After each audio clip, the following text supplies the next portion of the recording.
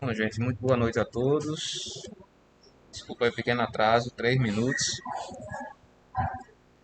mas já estamos aqui, graças a Deus, né?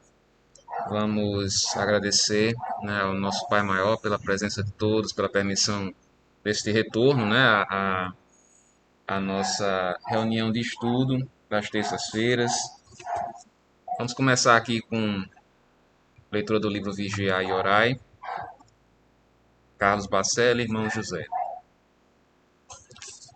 Sempre que orares, sempre que orares, lembra-te dos teus desafetos, daqueles que deves diuturnamente incluir em teus pensamentos de paz, daqueles que, sem que saibas o motivo, não se afinizam contigo, daqueles que te inspiram menor simpatia, no entanto estão sempre cruzando os teus passos, daqueles com os quais muitas vezes nunca dialogaste, mas vivem comentando a teu respeito, daqueles que te invejam por te suporem ser o que não és, daqueles que indiretamente feriste e não te oferecem chance de reconciliação, daqueles que torcem inexplicavelmente pelo teu fracasso, daqueles que, enfim, induzindo-te a desmenti-los, te motivam a ser melhor do que és, né? Amai aos vossos inimigos, fazei o bem àqueles que vos perseguem e vos caluniam. Bom, então vamos passar para a nossa oração inicial. Vamos fechar os nossos olhos, elevar o nosso pensamento a Deus. Obrigado, Senhor, por mais esta oportunidade de estarmos aqui. Obrigado por mais este dia que está para se encerrar. Um dia de lutas, trabalhos, vitórias, horas difíceis e angústias passageiras. Te pedimos perdão por todos os momentos em que fraquejamos, por todos os momentos em que deixamos que os nossos medos sejam maiores do que a nossa fé. Mas auxilia-nos, Senhor, a enfrentar estes mesmos medos, enfrentar os problemas diários e, principalmente, enfrentar as nossas próprias deformidades.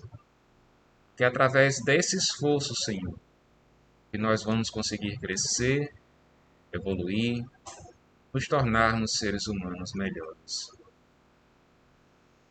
Auxilia-nos também, Senhor, a absorver todas as lições que nos são dadas por esses maravilhosos livros, ditados pelos Espíritos amigos, e fazer com que nós consigamos colocar em prática tudo aquilo que aprendemos. Com esta prece, te pedimos permissão, Senhor, para dar por iniciado o estudo da noite de hoje, com muita paz e com muito amor. Assim seja. Bom, muito boa noite a todos que estão aqui na live. Espero que o som esteja bem. Hoje eu esqueci o microfone, mas vai pegar o microfone aqui do próprio notebook. Eu acredito que tá ok. Bom, vamos continuar hoje, né? O livro Loucura e Obsessão, de Manuel Filomeno de Miranda, de Valdo Pereira Franco. Um livro que foi psicografado mais ou menos por volta de 1986, mas que continua muito atual, principalmente pelas questões que ele trata, né, que a essência desse livro é basicamente retirar de dentro de nós, afastar de dentro de nós alguns preconceitos, né, que nós temos, preconceitos sociais, preconceitos religiosos, porque o livro todo ele trata sobre isso, né, porque Manuel Filomeno de Miranda ele escreve sobre a obsessão, né, ele tem vários livros sobre a obsessão, né, Loucura e Obsessão é um deles, né, mas tem Sexo e Obsessão, tem Trilhas da Libertação, Painéis da Obsessão, são vários e vários livros. E esse ele trata, como essência desse livro, é basicamente a história que se passa numa casa de culto afro-brasileiro, né? E o que é interessante é que ele mostra todo o bem que foi está sendo feito ali naquela casa, E ele mesmo reconhece, né, no capítulo anterior a gente viu isso, ele reconhece o quão ele havia sido preconceituoso a vida dele inteira com relação a pessoas que professam uma fé diferente da dele, né? E ele passa a compreender que o que importa não é a forma, não é a forma externa com que o culto ele se apresenta, mas o que importa é o bem que se faz naquele local, né? Claro que ele também relata isso aqui no livro. Aparecem muitas pessoas para pedir ajuda nessa localidade especificamente do livro, em que as pessoas pedem coisas absurdas, pedem para destruir pessoas, pedem coisas mesquinhas, coisas pequenas, mas com a, a evolução espiritual da mentora da casa, que é a irmã emerenciana, né, essas pessoas são acolhidas, não são, obviamente que não são satisfeitas, não ficam satisfeitas, porque elas vão buscar coisas ali que não fazem parte do objetivo da casa, mas elas são acolhidas e muitas delas saem de lá com uma cabeça diferente, né, com um pensamento diferente, né? E isso é o bem, né? A gente viu vários casos aqui, o caso de Lício, que até a gente vai rever hoje no capítulo, o caso de Alberto, o caso, tudo isso, exemplos de obsessão, né, de auto-obsessão, de parasitose espiritual, tudo isso a gente viu nos capítulos anteriores. Né? Então a gente vai aqui continuar, né, esse capítulo 23º, ele fala basicamente sobre o modo como a gente deve se comportar, né, para evitar a obsessão, né, e também um pouco sobre mediunidade, porque ele inicia o capítulo falando sobre Lício, né, que quem não se lembra, Lício era aquele rapaz que tinha a, a questão muito complicada referente à própria sexualidade, né, em face dele, na vida anterior ele ter encarnado como mulher e nessa ter vindo como homem. Né? Então havia muitos conflitos na sua vida, mas ele buscou o auxílio da casa e, de certa forma, ele trilhou um caminho diferenciado, né, principalmente na questão da prática da caridade, da prática da própria mediunidade. Ele se descobriu médium, mas a gente vai ver isso aqui no decorrer do capítulo. Vamos lá?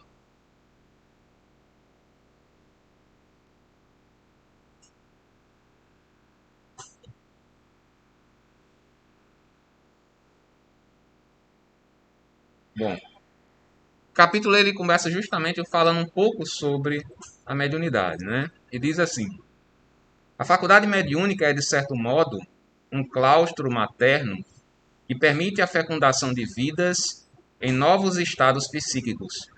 Melhor dizendo, o médium é sempre mãe, a receber filhos do sentimento que renascem para o entendimento quando o tem entorpecido, ou se facultam fecundar pelos espíritos nobres que, através deles, corporificam ideias, expressam realizações superiores, materializam, curam e ajudam. Essa questão desse, o médium é sempre mãe, ele traz até uma coisa interessante, que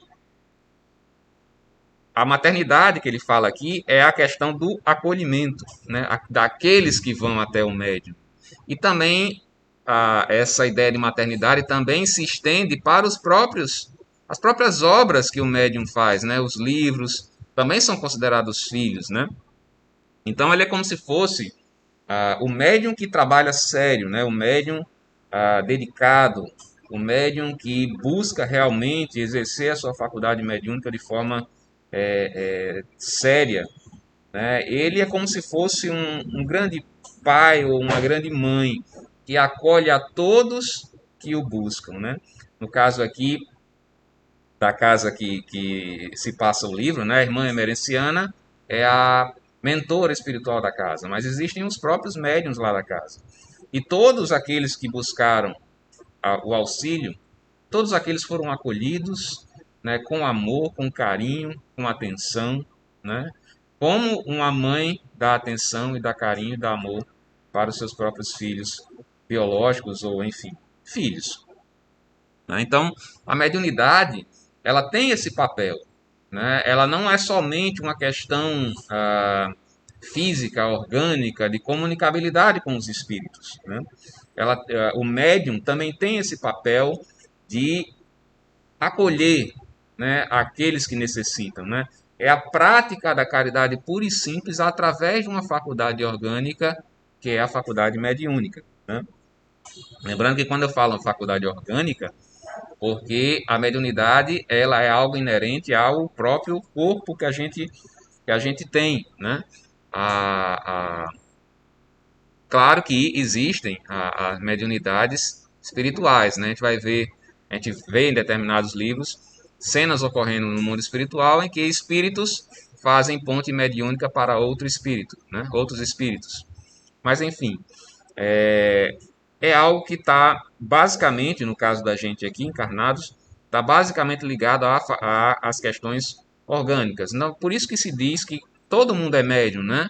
Desde que seja assim, pode ser um médium por intuição, né? Que é sempre a grande maioria, né? Que não são os médiums ostensivos, mas tem as diversas outras faculdades mediúnicas, a vidência, a clareaudiência, a psicofonia, a psicografia, enfim, vários e vários outros. Está tudo lá no livrinho, bem explicadinho no livro dos médiuns, né? Vamos continuar aqui.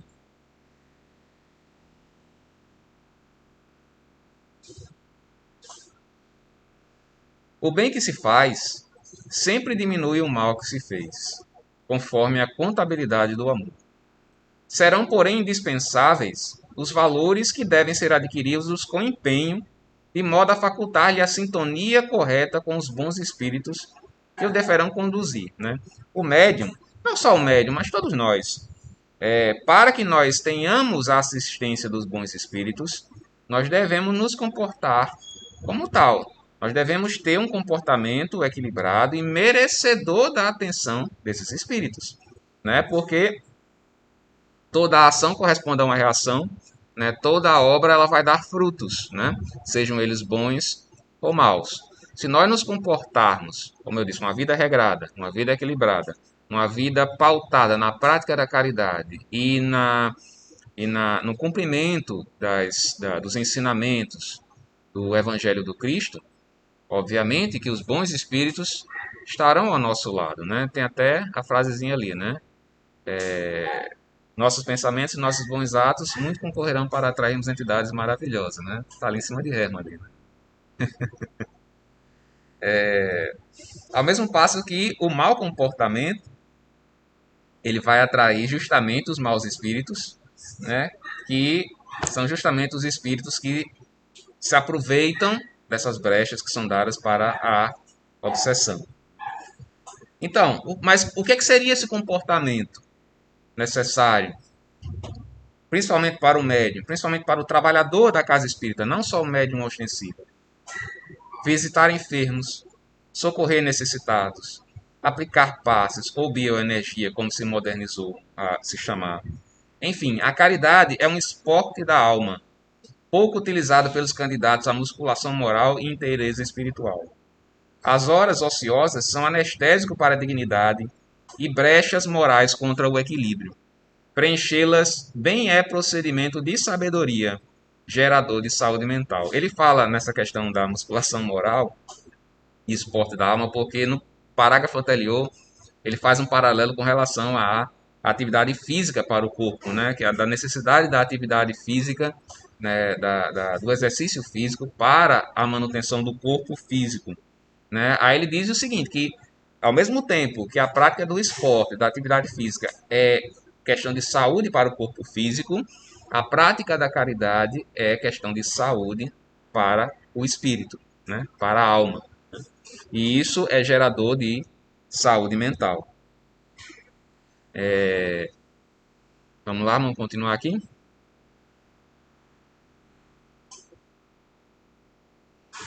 A queixa, a lamentação, a autopiedade são lixo mental que deve ser atirado fora antes que intoxique aquele que o conserva como resíduo danoso. As conversas vulgares, salpicadas de erotismo, de permissividade, produzem clima de promiscuidade emocional com os espíritos perniciosos que se locupletam na vampirização e no comércio ignominioso com aqueles que lhes fazem parceria. O tratamento, portanto, das obsessões torna-se muito difícil porque muito depende do alienado, depende de quem está sendo obsidiado. Não lhe basta o afastamento do perseguidor. O irmão fala muito aqui, não adianta nós afastarmos os maus espíritos quando vem para um tratamento de obsessão aqui na casa. Essa é a parte mais fácil. A parte mais difícil é justamente aquele que está sofrendo a obsessão mudar o seu comportamento. Não lhe basta o afastamento do perseguidor que o liberta, mas sim a reeducação pessoal que lhe faculta a autolibertação, esta, sem dúvida, muito mais difícil. Tem um texto de André Luiz no livro Sinal Verde chamado Temas Importunos. Deixa eu ver se eu consigo colocar para vocês aqui. Temas importunos. Doenças, crimes, intrigas, críticas, sarcasmo, contendas domésticas, desajustes. Deixa eu voltar, porque ele fala assim. Ele fala sobre coisas que não deveriam fazer parte do nosso dia a dia, da nossa conversação diária.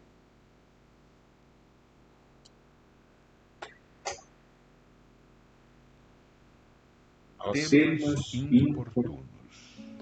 Doenças, crimes, intrigas, críticas, sarcasmo, contendas domésticas, desajustes alheios, conflitos sexuais, divórcios. Notas deprimentes com referência aos irmãos considerados estrangeiros.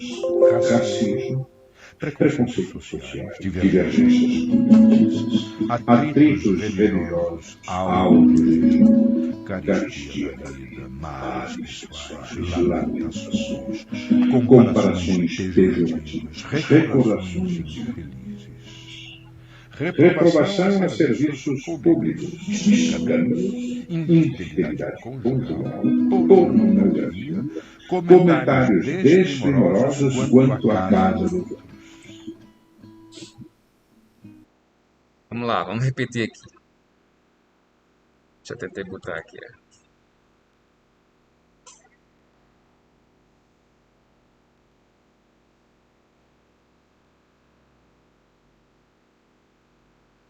Sabe?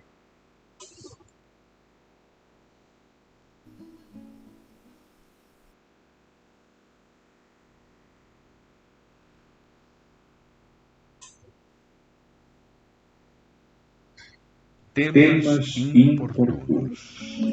Doenças, crimes, intrigas, críticas, sarcasmo, contendas domésticas, desajustes alheios, conflitos sexuais, divórcios. Notas deprimentes com referência aos irmãos considerados estrangeiros. Racismo, preconceitos sociais, divergências, atritos religiosos, áudio, carestia da vida, males pessoais, lamentações, comparações pejorativas, recordações infelizes. Reprovação a serviços públicos, infidelidade conjugal, pornografia, comentários desdemorosos quanto à casa do outro.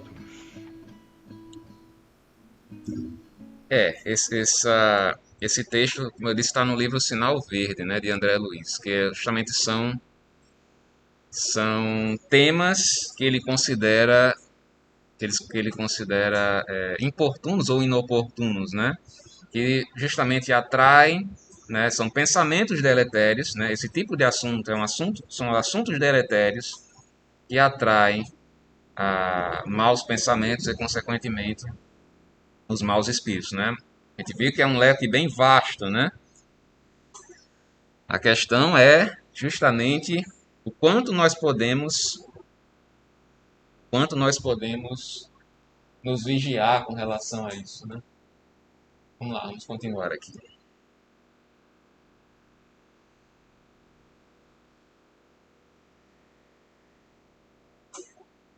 Vamos lá. A doutrina de Jesus, baseada na revolução do amor, essa força motriz indispensável à vida que dimana de Deus e pulsa na criação. Porque os modernos cristãos não a vivem conforme seria de desejar, ei-los abraços com o sofrimento, experimentando desequilíbrios e aturdimentos que seriam evitáveis. É a ignorância acerca do amor e a sua má interpretação que dão origem aos males que se desenrolam nas vidas de conduta superficial ou vã. Quando se entenda que o crescimento pessoal e a felicidade somente serão possíveis através do amor e do esclarecimento das leis de Deus, modificar-se-ão os quadros da existência humana, das existências humanas, alterando-se completamente as paisagens sociais do mundo. É aquela coisa, né? Não existe outro caminho a seguir. Muitas pessoas às vezes tentam distorcer as palavras do Evangelho para atender aos seus próprios interesses, né? Mas o que a gente percebe é que todas as lições do Evangelho, todas as lições do Cristo, elas estão baseadas numa única frase, né? Em que ele resumiu os mandamentos antigos de Moisés em apenas dois, né? Que é amar a Deus sobre todas as coisas e ao próximo como a ti mesmo, né? Toda a doutrina do Cristo está resumida nessa frase, né? Então, tudo que foge, toda a interpretação que foge a isso, ao amar a Deus sobre todas as coisas e ao próximo como a ti mesmo, são distorções que são criadas pelos próprios homens, né? E que a gente tem que ter um pensamento crítico em relação a isso. Quando alguém vem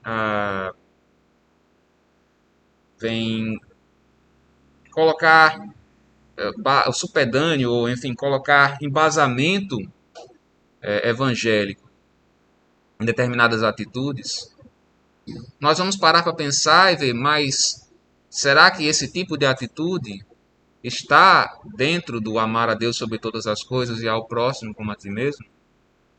Né? O que será que Jesus de fato faria se ele estivesse aqui, né, e tivesse a ponto de tomar determinada atitude, né, tomar uma decisão? O que será que ele faria? Será que ele agiria da forma como eu estou agindo ou como a determinada criatura está agindo? Né? É algo que a gente tem sempre que colocar na mesa, né, de plano. Né? Não tem como nós queremos distorcer a palavra do Cristo, né? Como a gente vê muito, né? A gente vê muito para justificar determinadas atitudes que são tão contrárias, né, ao ensinamento do Cristo. Mas enfim, a gente, como seres humanos ainda tão imperfeitos que nós somos, obviamente que todos nós cometemos erros, mas, como diz o próprio Evangelho segundo o Espiritismo, né, o verdadeiro espírita ou verdadeiro cristão, como assim queiram, não é o ser perfeito. Porque aqui a gente está num mundo ainda muito acelvajado, a gente está basicamente no início ainda da nossa caminhada espiritual.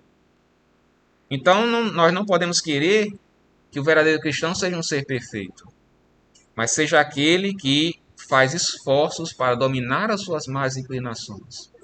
Ou seja, que se esforça para crescer, se esforça para se tornar uma pessoa melhor. Né? E para isso só há um caminho.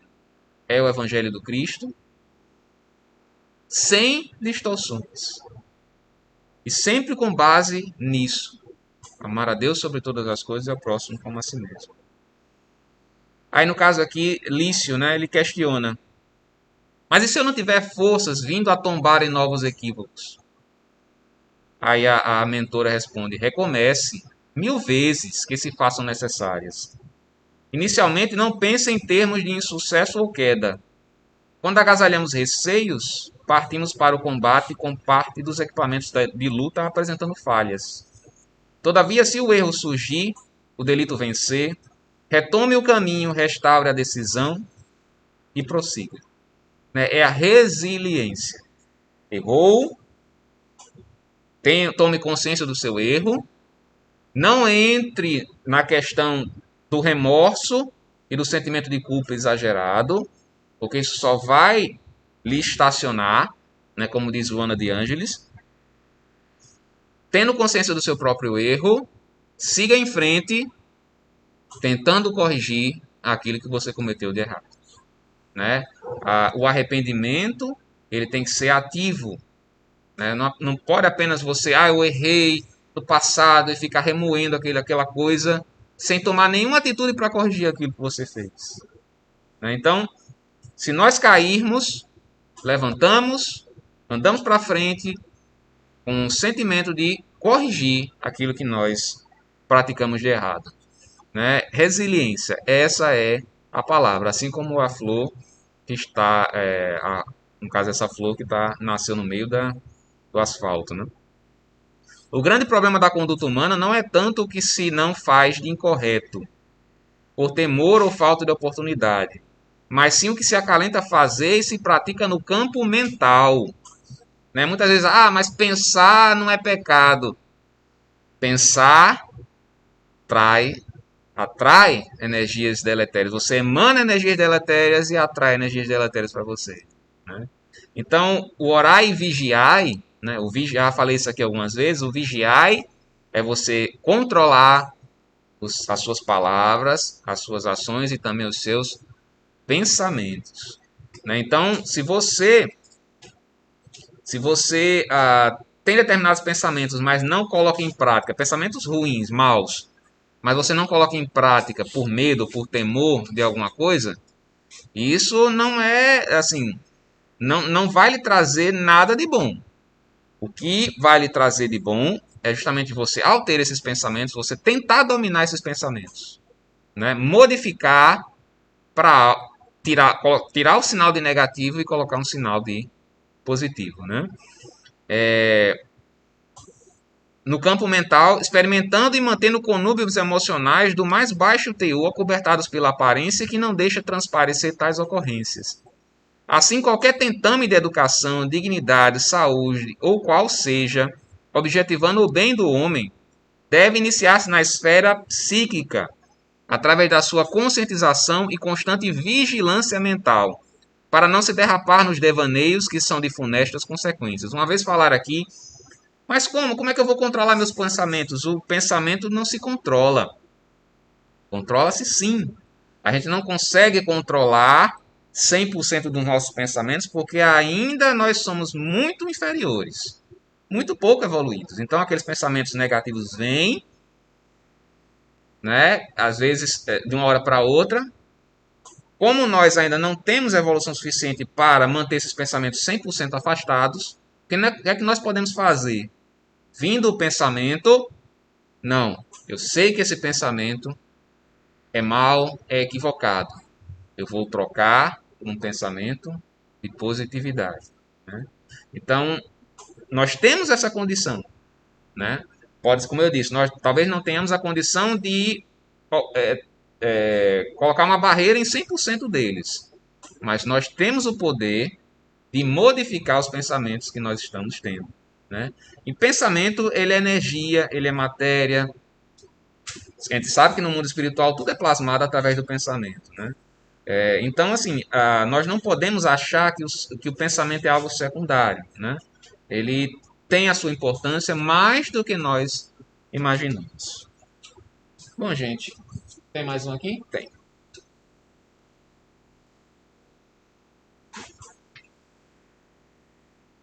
Os espíritos diligentes e bondosos passam a assistir-nos, zelando pelos nossos propósitos e emulando-nos ao avanço. Essa convivência faz-nos bem, aumentando-nos as resistências morais e propiciando-nos diferentes experiências de prazer sem fastio nem satisfação, porque da ordem interna, demorado e planificador.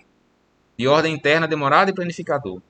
O homem velho desmorona-se dando lugar ao homem novo, quando da conceituação evangélica. Certamente que iremos travar inúmeras batalhas, contudo não nos faltam os recursos para as vitórias que consolidam as conquistas nas diversas etapas do nosso crescimento. Eu não sei se tem tempo para eu colocar um vídeo. 8 minutos. É possível? Então vamos lá. É uma pequena palestra de Rafael de Amorim Siqueira. Você falou. Saiu. Saiu? Saiu legal. Foi. Mas acho que o pessoal deve estar ouvindo aqui. Ninguém falou nada. Ele falou aqui, né? Eu quero retomar com vocês agora o conceito de obsessão que Kardec nos traz no capítulo 14 de A Gênese e igualmente no capítulo 28 e 81 do Evangelho segundo o Espiritismo. Porque Kardec nos fala que a obsessão é a ação persistente, ou seja, não é um fenômeno unitário, não é um fenômeno de um único ato, é algo que persiste. Falando bem no popular, é algo que vai se repetindo, é quando nós começamos a agasalhar uma ideia, agasalhar uma proposta. É quando nós não conseguimos resistir e vamos nos entregando. Ou seja, nós temos que observar aquela ideia, aquela monoideia que nos visita, aquele pendor à tristeza, aquele pendor a uma ideia que vai se repetindo, que podemos estar tendo início de um processo obsessivo. E Kardec continua no seu conceito dizendo que um espírito mau exerce sobre o indivíduo, ou seja, espírito bom não causa obsessão. Ou seja, se eu estou tendo alguma consequência negativa, algo que está me fazendo mal, espírito bom só nos influi, só nos predispõe a coisas boas. E essa influenciação persistente pode causar desde simples transtornos, às vezes imperceptíveis. E eu me recordo de um companheiro espírita perguntando a Chico Xavier: Chico, há alguém que não seja obsidiado? E Chico, daquele jeito mineiro, daquele jeito matreiro, respondeu: quem disser que nunca foi obsidiado, bom, esse é o maior obsidiado de todos, porque nós sabemos, conforme as citações de Paulo, na sua carta aos Romanos, aos Hebreus, capítulo 12, versículo 1, que todos nós estamos rodeados por uma multidão de testemunhas. E nós interagimos com essas testemunhas durante todo o tempo.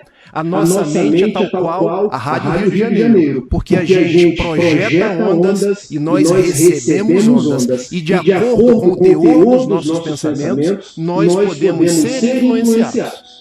Ou seja, nós estamos a todo instante rodeados pelos espíritos e de acordo com o nosso modo de pensar, eles vão nos guiando, eles vão interagindo conosco. Mas também essa obsessão pode nos causar fenômenos complexos, paralisando no nosso corpo físico, causando-nos transtornos mentais. E diz Bezerra de Menezes, o próprio Kardec, que há muitas pessoas dentro dos hospitais psiquiátricos que são casos graves de obsessão. Então nós temos que ficar atento desde o caso simples, porque quando Kardec começa a falar da obsessão, ele traz que o primeiro caso, o primeiro tipo, seria a obsessão simples. E Raul Teixeira, eu sou da Sociedade Espírita Fraternidade, aprendi com ele, meu amigo Eduardo, que a obsessão simples não é uma simples obsessão. Porque quando um passarinho, quando um passarinho vai fazer um ninho, ele primeiro coloca um graveto, depois ele coloca um outro graveto, até fazer um ninho. Eu estou utilizando dessa metáfora para nós entendermos que o primeiro pensamento que me é insinuado, aquele pensamento de raiva, de tristeza, de rancor, de ressentimento, é quando eu devo rebater. Porque depois vem o segundo, depois vem o terceiro, até essa obsessão simples se insinuar por completo e eu já caí num processo obsessivo. E dessa obsessão simples, que tem consequências gravosas, porque hoje a gente ouve falar em comodismo. As pessoas ficam dentro de suas casas, prostradas, com vazios existenciais. Nós sabemos que muitas dessas causas têm origem fisiológica, mas grande parte delas decorrem de influenciações espirituais. Quando, na maioria das vezes, nós temos as duas origens, a origem física e a origem espiritual. Nós ouvimos falar de pessoas com desencantos pela vida, desencantos por si próprias e até mesmo os facciosismos, que Emmanuel nos coloca na questão 36 do livro Vinha de Luz, que as pessoas hoje se dividindo em grupos e brigando por qualquer coisa, porque os espíritos não nos querem juntos. Os espíritos estimulam as brigas, os ressentimentos, as revoltas. Então, muito que nós vemos no mundo hoje, essas divisões em esquerda, em direita, em supremacistas brancos que brigam com os negros, em questões da nossa sociedade, muitas vezes são estimulados pelos espíritos. Isso é interesse das trevas. Isso é interesse das trevas. Na própria casa espírita, eu vou lá e coloco no Eduardo uma ideia instigando-lhe. Rafael é metido, né, Eduardo? Você não acha isso, não? Rafael não poderia ser chamado para esse programa na Rádio Rio de Janeiro, não, que ele vai tomar o seu lugar. E o Eduardo, é mesmo, hein? Vou perder o meu espaço aqui. Então vejam como as trevas vão trabalhando e a gente vai caindo nas rédeas da obsessão. Se a gente não cuida quando é uma obsessão simples, isso pode se transformar numa fascinação. E eu gosto sempre de trabalhar com palavras, sabe, Eduardo? Porque as pessoas vão guardando. Se na obsessão simples, uma palavra para entendimento seria a palavra influência, porque se consubstancia numa influência de uma vontade, apelo, uma vontade dominante, numa vontade que é a nossa, sem forças para resistir. Na fascinação, os espíritos trabalham com o nosso discernimento, porque a gente perde a capacidade de discernir o joio do trigo, o que é bom do que é ruim. E nós vemos médiuns fascinados na casa espírita que todas as mensagens que eles dão são do Bezerra de Menezes, são da Sheila, porque os espíritos vão fascinando naquela que é a sua ideia central, vaidade. Nós vemos pessoas nas ruas com as ideias mais toscas possíveis, são fascinadas pelos maus espíritos. Nós vemos hoje uma propagação de fake news, pessoas que acreditam nos temas mais absurdos possíveis, são fascinações. Porque o espírito, agindo no discernimento da pessoa, faz essa pessoa acreditar que ele é o tal, que ele é mais importante, que ele é o detentor da sabedoria, até chegarmos num terceiro estágio das obsessões, que é aquele que Kardec chamou de subjugação. Subjugação quer dizer estar sob o jugo. Essa subjugação, ela poderia ser uma subjugação física, uma subjugação moral. Se na obsessão simples nós falamos em influência, se na fascinação nós falamos em toldar o discernimento, na subjugação nós falamos na vontade. Porque o que é o obsidiado, ele acaba perdendo a sua vontade. Não consegue resistir. E se é uma subjugação física, nós vemos pessoas que andam pelas ruas emitindo sons guturais, andando curvados, ou pessoas em subjugação moral, fazendo esgares, falando coisas as mais esdrúxulas possíveis, até chegarmos num quarto tipo, ou numa outra subespécie de subjugação, que Kardec começa a tratar em 1863, que seria a possessão. Quando ele nos fala que deixa de ser apenas uma imantação fluídica, como é na obsessão simples, na fascinação e na subjugação. Quando o espírito consegue temporariamente apossar-se do corpo do obsidiado e agir por suas mãos, e andar com as suas pernas, e falar com a sua boca, e agir como se ele fosse. Então, em breves considerações, seriam essas as divisões. Mas o mais importante é que, ao primeiro sinal de uma influenciação, nós comecemos a adotar as atitudes para vencer esse flagelo. Porque se hoje falamos em pandemia do coronavírus, o espírito Manuel Filomeno de Miranda nos fala de uma pandemia obsessiva. Porque esses espíritos trevosos e outros espíritos que vibram no mesmo diapasão que o nosso estão nos influenciando, estão nos apertando e encontram espaço na nossa matéria mental.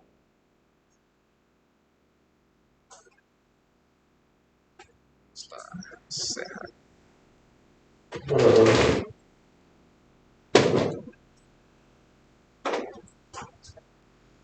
Bom, gente,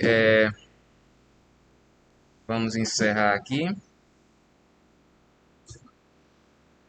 Agradeço profundamente a todos vocês. Espero que o som tenha saído ok, eu acredito que sim. Agradeço novamente a todos. Lembrando que próxima semana estaremos na próxima terça-feira, se Deus assim permitir, com mais uma noite de estudo.